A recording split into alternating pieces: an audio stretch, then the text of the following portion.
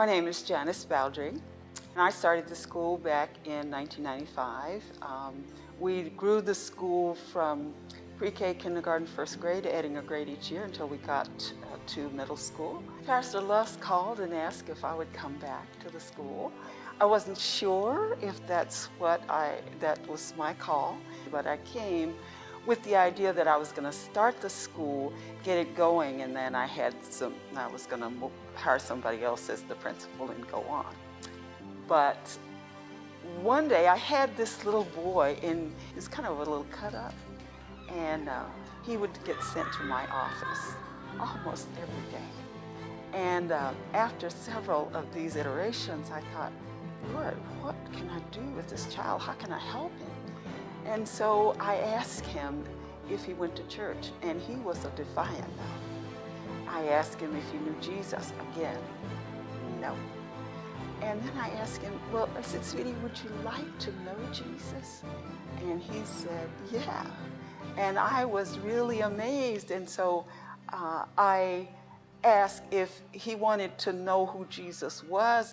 I asked him if he'd like to accept Jesus in his heart. And he said, to my great surprise, yes. And so I began to pray for him. And as I did, I just paused and thought about the question, Lord, is this the reason you sent me back to Chester? And the Lord said, yes, and this child is worth it. Frederick Douglas Christian School is a unique place because it's a good place for the kids to grow spiritually, academically, socially. They get to interact with the teachers. They all really love the kids, and you can see it how they talk to them and how they interact with them outside of school. Like last year I went to a football game of one of the second graders that I had an after-school program many years ago. My name is Angel White. I'm the pre-K 4 teacher. In addition to what happens in the classroom, Frederick Douglas supports my kids by giving them a place to go after school, and it helps with after school activities and homework help. The difference with private school is that my children are safer here than they would be in their neighborhood school, and the smaller classrooms accommodate them academically as well. My name is Faith McLeod Jones. I felt great about my children attending this school. It was actually an emotional moment for me.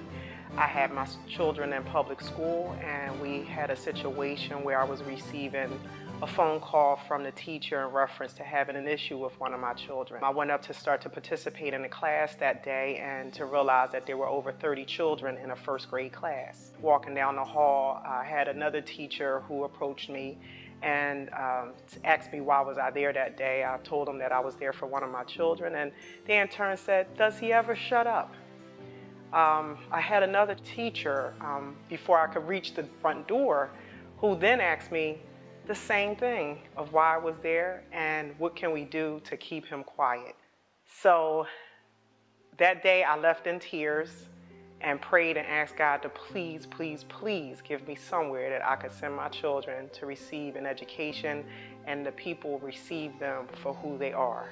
That day I actually met someone and they referred me to Frederick Douglas School where I met Dr. Baldry, and within 48 hours I left this school with information of my children being able to attend.